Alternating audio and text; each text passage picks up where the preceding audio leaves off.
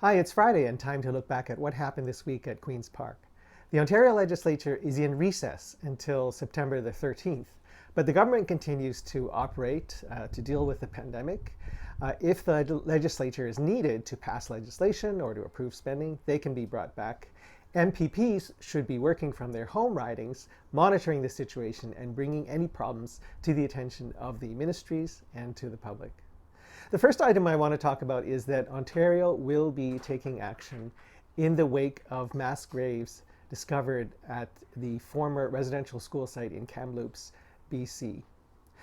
There will be no school reopenings in Ontario until the fall. The Financial Accountability Office has looked at education funding over the next 9 years and said that even though it's increasing at a slower rate than inflation and population. And so there will be effectively a stealth cut. And the final piece of government legislation was passed this week. It's an omnibus business bill touted as a red tape reduction bill. If you'd like to hear more, please keep listening. Otherwise, please join me next week as I review what happened at Queen's Park. In the wake of the discovery in Kamloops, British Columbia, at a former residential school site of mass graves, the Ontario government has now committed to helping Indigenous communities in their search for unmarked graves at former Ontario residential school sites. The idea is to help identify and then commemorate and then maintain these sites so that people remember what happened. However, there's no timeline from the government yet. There was also a private member's bill from MPP Lucille Collard mandating the teaching of the effects of colonialization on the Indigenous peoples. It was voted down reflexively by the government in the legislation, but I hope it happens anyways and that can be done at the administrative level. There will be no school reopening until the fall across Ontario. I know that there was local disappointment that there wasn't any regional flexibility for Kingston because the science advisory table said that the regional medical officers of health could be called upon to make that decision. Locally, Dr. Kieran Moore and the Kingston, Frontenac, Lennox and Addington Public Health indicated support for a local reopening of schools. I'd like to, at this point, congratulate Dr. Kieran Moore for being appointed Ontario's new Chief Medical Officer of Health and wish him well in that new and very important job.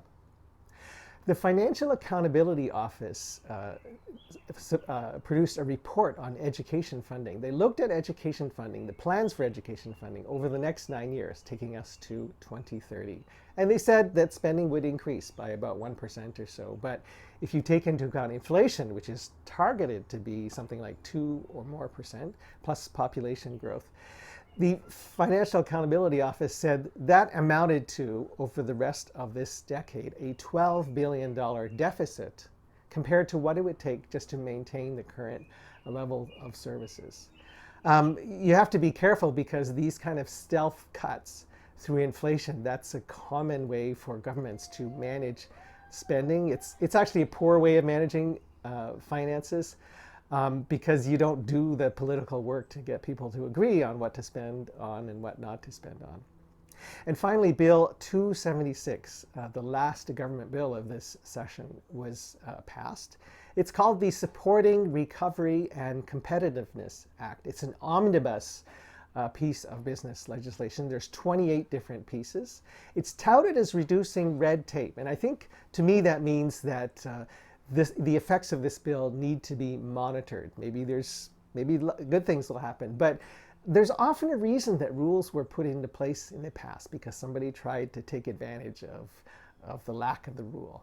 So I think what should happen going forward is we should monitor what changes as a result of this bill.